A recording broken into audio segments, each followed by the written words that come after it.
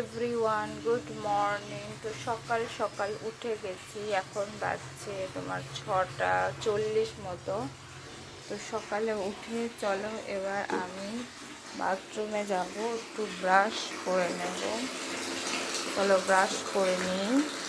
Brush করার ডান। আমি এবার একটু নিম পাতা খাবো, তো নিম পাতা নিয়ে আসি, ওই ঘরে আছে।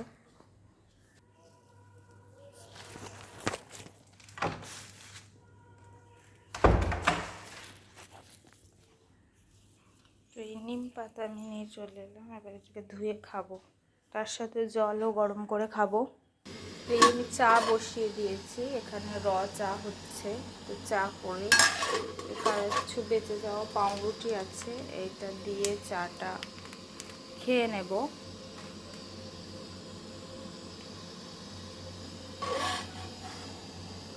চায়ে তো চিনি কম হয়েছিল, তাই আবার একটু চিনি দিয়ে নাড়ছি। চা দিয়ে একটু পাউরুটি খেয়ে নিচ্ছি। এটা হচ্ছে লেরুয়া, এটা আমার খুব ফেভারিট একটা খাবার। খাওয়া দাওয়া হয়ে গেছে, এবার একটু পড়তে বসবো, তারপর রান্না টান্নার দিকে ফোকাস করব। তো চলো পড়াশোনা স্টার্ট করি। বাই, আবার নেক্সট ব্লগে দেখা হবে।